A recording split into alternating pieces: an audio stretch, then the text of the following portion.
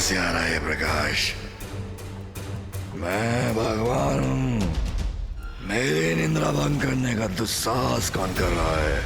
प्रिय बलश्रेष्ठ, निद्रा भंग हो गई तो मदिरा पान करके पुनः निद्रा मग्न हो जाइए। अभी तो बहुत भोर है, मुझे भी निद्रा का आनंद लेने दीजिए।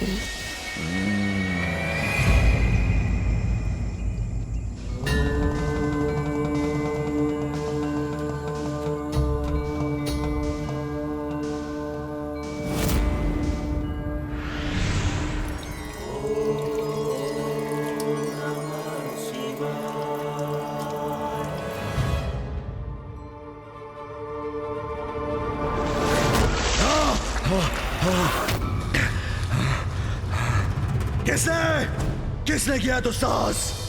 मुझ पर चढ़ डाला, निद्रा भंग की मेरे।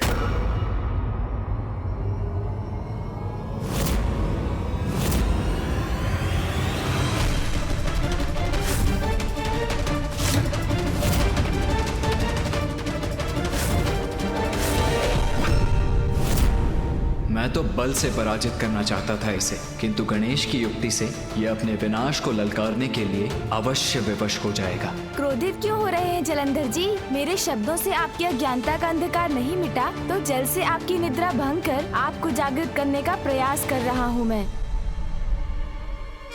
तुम दोनों सुन जी,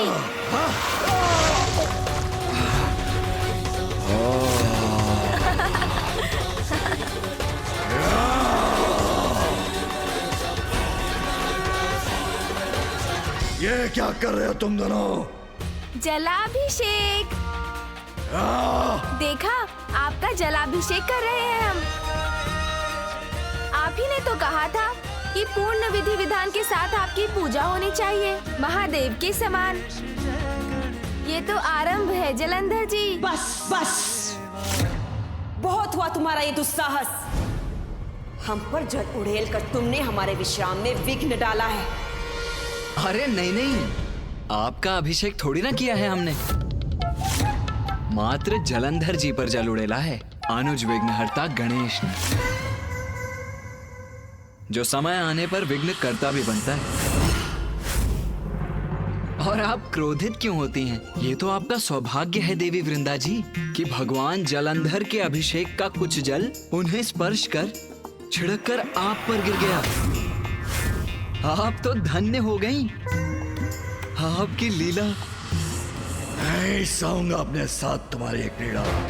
तुम्हें क्या दिया? तुमने क्या किया? कदाचित आपको पुनः स्मरण कराना होगा जलंधर जी।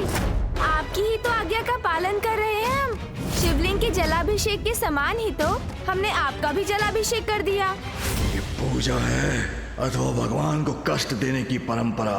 जल में जैसे डूब कर निकला हूँ मैं। वैसे तो ये अभिषेक जल के अतिरिक्त दुग्ध, दही, घी, मक्खन, गन्ने के रस, मधु आदि से भी किया जाता है। यदि ये सब भी यहाँ उपलब्ध होते तो कदाचित आप और अधिक तृप्त होते। किंतु क्या है ना जलंधर जी कि आपके इस विशाल कैलाश और भव्य भवन में ना ये सभी सामग्रियां तो हमें प्राप्त हुई ही नहीं, इसीलिए मात्र जल का प्रयोग करने पर विवश हो गए हम। क्यों अनुज? हाँ देवी वृंदा जी, मैं आपको एक सुझाव दूं क्या? हमारे कैलाश पर तो माँ अर्थात माता पार्वती इनका प्रबंध रखती है। अब यहाँ आपको इनका ध्यान देना चाहिए, क्योंकि भगवान जलंधर का अभिषेक तो महत्वपूर्ण है ना। उचित विधि विधान से ही होना चाहिए जलाभिषेक। देवी शक्ति को उलाहना देगा ये गजमुख, मुझे मेरा कर्तव्य समझाएगा। समझ रहे हैं ना आप मैं क्या कह रहा हूँ? अरे आप दोनों तो अवाक खड़े हैं। अभी निद्रा के अंधकार से मुक्त जो नहीं हुए हैं, किंतु अंधकार से प्रकाश की ओर जाकर कभी ना कभी तो जागृत होना ही होगा ना आपको। किंतु जो होता है उचित समय पर ही होता है। अभी प्रातः काल का समय है तो ये तो भगवान की पूजा का समय है। आपकी उत्सुकता थी ना महादेव की पूजा की विधि विधान जानने की, उन्हीं के समान अपनी भी पूजा करवाने की। तो विधान तो आपने अनुभव कर ही लिया, अब इसका अर्थ भी समझ लीजिए। समुद्र मंथन के समय महादेव ने जगत कल्याण के लिए हलाहल विष का पान किया था, जो आज तक उनके कंठ में स्थित है, और उसी हलाहल विष की उष्णता से महादेव को कष्ट होता है। इसीलिए जलाभिषेक करने से महादेव को इससे शीतलता प्राप्त होती है, उन्हें शांति मिलती है, इसीलिए तो उनका जलाभिषेक किया जाता है। तो देखा जलंधर जी, ऐसे भगवान है महादेव, जिन्होंने संपूर्ण सृष्टि की रक्षा के लिए स्वयं हलाहल विष का पान किया और जिसे अपने कंठ में धारण कर सदा उसका भयंकर ताप सहते हैं। वो हलाल विष का पान कर ताप सहता है तो सहे शिव, मैं सदा मदिरा पान करता हूँ।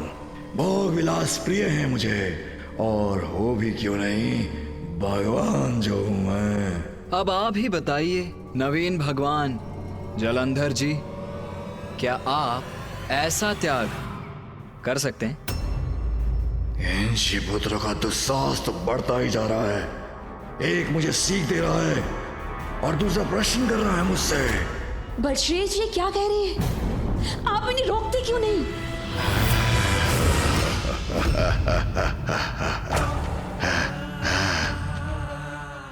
भूल कर रहे हो तुम दोनों, बहुत बड़ी भूल कर रहे हो। मेरी शक्ति का अनुमान नहीं है तुम्हें। तुम्हारे मुख से शिव की प्रशंसा सुन सुनकर मेरे कान भर गए हैं। अब तुम दोनों को चुप कर रहना ही होगा। अभी क्या अभी अब समय आ गया है ये बताने का कि भगवान सर्वश्रेष्ठ जलंधर क्या कर सकता है।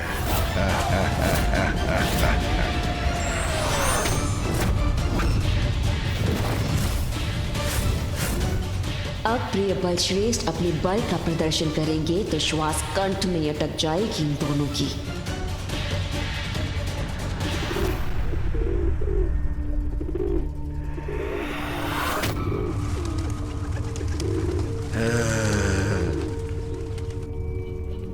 अब ये तो नहीं उड़ेगा, इसके प्राण पखेरु अवश्य उड़ जाएंगे।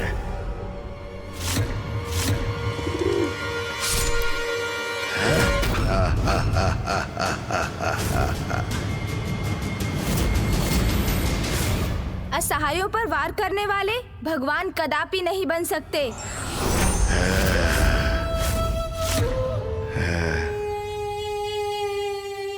तो उन पर वार करता हूं जिनके स्वयं शिव सहायक है। तुम शिवपुत्र उचित है, सर्वथा उचित है। बहुत गुणगान कर रहे थे ना अपने पिता शिव का। अब देखना कैसे अपने युद्ध कौशल में परास्त करूंगा तुम दोनों को।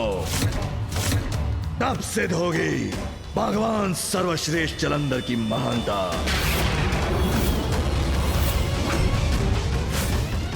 किंतु जलंधर जी, अभी तो आपका अभिषेक शेष है। हाँ? ये क्या कह रहा है? मुझे कोई नहीं रोक सकता अब। हाँ? शिवपुत्र होगा, भगवान सर्वश्रेष्ठ जलंधर का अभिषेक अवश्य होगा, किंतु युद्ध में मेरी श्रेष्ठता प्रमाणित होने के बाद। हाँ?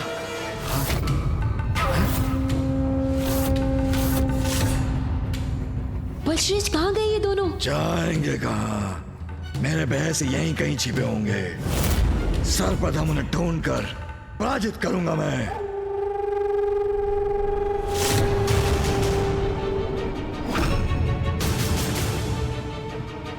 यहाँ तो कहीं नहीं दिखाई दे रहे। शिवपुत्रों कहाँ छिप कर बैठे हो? बाहर निकलो, अबे क्या अबे? मैंने आपसे पहले ही कहा था कि उन्हें यहाँ निवास करने की अनुमति मत दीजिए। नहीं, कहीं रहने के योग्य नहीं रहेंगे आज अपनी पराजय के बाद। इन्हें इनका उचित स्थान दिखाऊंगा मैं आज, और अभी क्या अभी।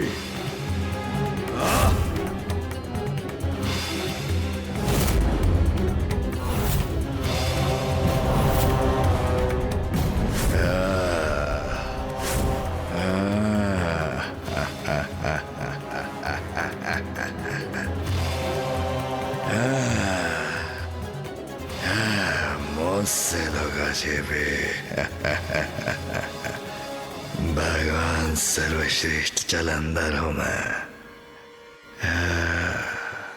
क्या ये क्या है? सावधान क्या बलश्रेष्ठ! फेंका इसने मुझ पर?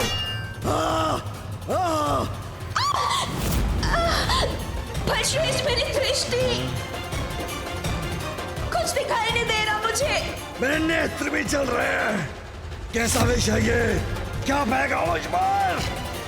अरे नहीं नहीं भगवान जलंधर जी, ये विष नहीं, ये तो भस्म है। बस बस तो मैं करूंगा तुम्हें। अरे अरे, व्यर्थ क्रोधित हो रहे हैं आप जलंधर जी। ये भस्म तो महादेव की पूजा में अर्पित की जाती है। और ये भस्म जिसे आप यथाशीघ्र अपने तन से हटाना चाहते हैं, महादेव को सर्वाधिक प्रिय है ये, ज्ञात है क्यों? अरे रुकिए रुकिए जलंधर जी, भस्म से संघर्ष मत कीजिए, अपने ऊपर इसका अनुभव कीजिए, इसको अपनी समस्त इंद्रियों से आत्मसात कीजिए।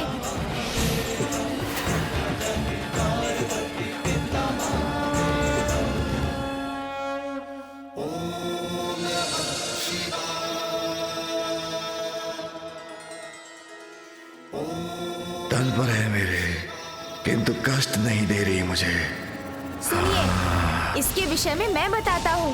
भस्म ही संसार का अंतिम सत्य है, क्योंकि अंततः जीवन का अंत होने पर व्यक्ति की पार्थिव देह अग्नि में समाहित होती है और शेष रहती है तो मात्र ये भस्म, जिसे कोई नहीं अपनाता। उस अंतिम सत्य के प्रतीक भस्म को महादेव अपनाते हैं।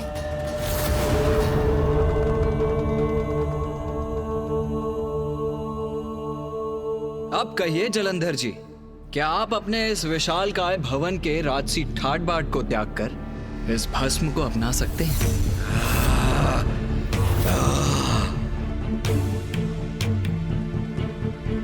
बस सह चुका हूं तुम्हारा उत्पाद, जिसका अभी अंत होगा।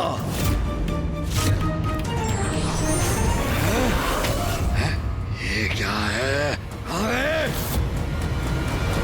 कहाँ शिवपुत्रो, मेरे समक्ष आओ, अभी क्या अभी।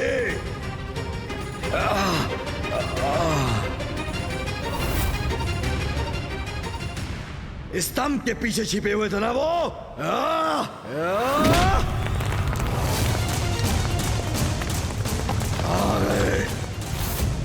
कहाँ गए शिवपुत्रो?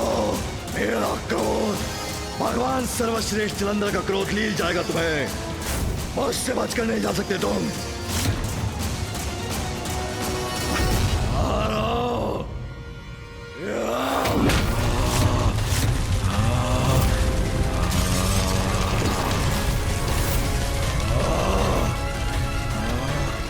छोड़ूंगा नहीं, मेरे समक्ष आओ।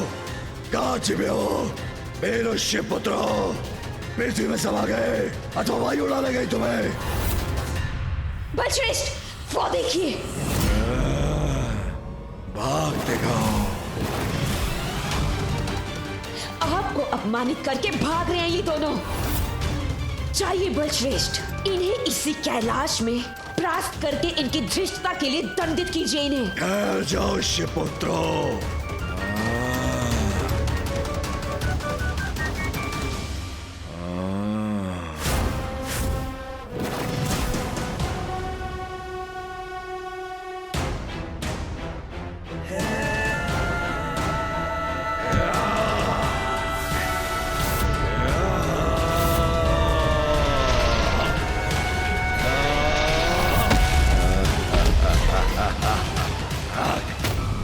भगवान सर्वश्रेष्ठ जलंधर दंडित किए बिना तुम्हें जाने नहीं देगा।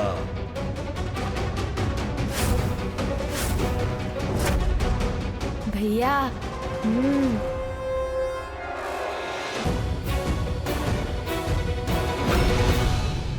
बस बहुत हुआ तुम दोनों का प्रपंच। दया की थी तुम पर, तुम्हें अपनी शरण में रखा, किंतु जब से तुम दोनों यहाँ आए हो उपद्रव भी फैला रहे हो। बलश्रेष्ठ, इनसे बात करने में अपना समय व्यर्थ मत कीजिए। कौन है ये? क्या है इनका अस्तित्व? क्या है इनका स्थान? देव सेनापति प्रथम पूज्य, हमें इन दोनों की कोई आवश्यकता नहीं है, क्योंकि देवताओं के सेनापति अब आप हैं बलश्रेष्ठ। प्रथम पूज्य भी हमारे लिए निरर्थक है, क्योंकि संसार में सर्वप्रथम अब आप ही की पूजा होगी। ये दोनों हमारे लिए व्यर्थ हैं। इन दोनों का तो अंत ही उचित है।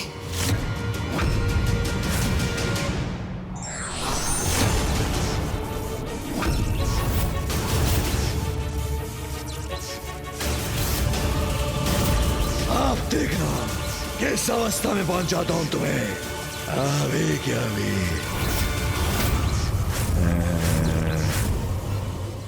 भैया चाहे कुछ भी क्यों ना हो जाए, किंतु आप अपना संयम मत खोइएगा।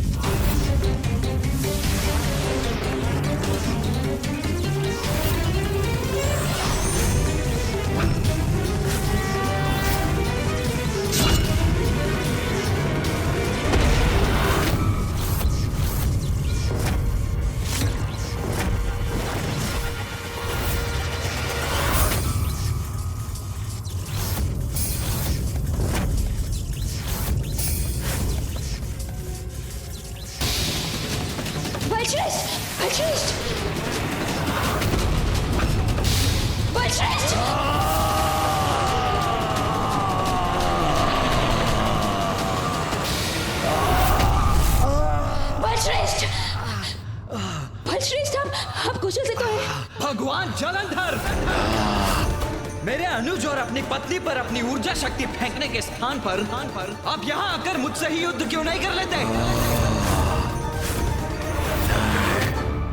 याक, वही करूंगा जो पूर्व में करना चाहिए था मुझे।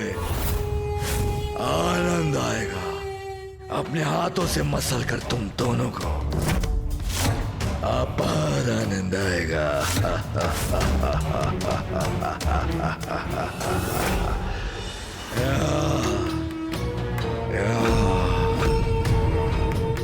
शेपत्रा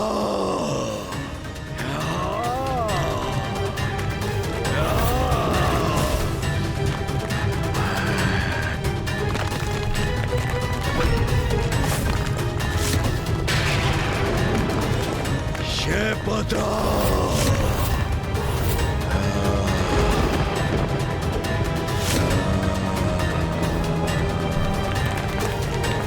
भैया का क्रोध बढ़ गया। अब वो जलंधर से युद्ध करके ही रहेंगे, किंतु अब इस युद्ध को मैं कैसे रोकूं?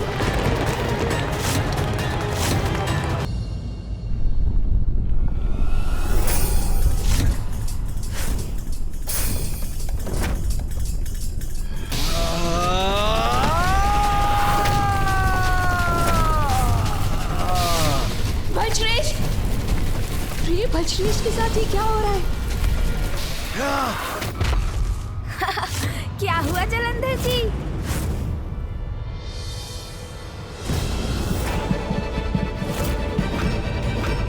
ये सब क्या गिर रहा है मेरे ऊपर? ये अंतिम कार्य, आपका अभिषेक शेष था जलंधर जी। अभिषेक? कैसा अभिषेक? कौन सा अभिषेक? ये क्या है? ये तो धतूरा है जलंधर जी, सबसे उपेक्षित फल, किंतु जो महादेव को सर्वाधिक प्रिय है। उपेक्षित को भी अपनाते हैं महादेव, और इसी का प्रतीक है ये धतूरा, क्योंकि महादेव को ज्ञात है कि जो सबसे बुरा है उसमें भी कुछ न कुछ अच्छाई अवश्य है। जैसे धतूरे में कांटे हैं तो औषधि के गुण भी हैं। दंड दूंगा, तुम दोनों को भीषण दंड दूंगा शिवपुत्रो। छाल से गिराया मुझे, तुम्हें भी गिराऊंगा। ऊपर आने दो मुझे, फिर बताऊंगा तुम्हें। सोन जी,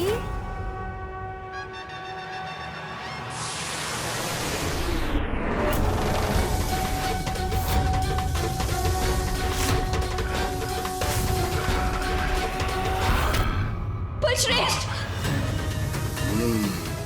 ये क्या नच कर दिया तुम दोनों ने? यदि बलश्रेष्ठ को नाक ने धंस लिया तो? स्थिर, देर रहूंगा मैं तो ये नाग शांत रहेगा, फिर कोई उपाय सोचूंगा इसका। अरे अरे, देवी नाग तो महादेव के आभूषण हैं, इसीलिए तो उन्हें भुजगेंद्र हरण भी कहते हैं। क्यों गणेश? और आप व्यर्थ चिंतित हो रही हैं?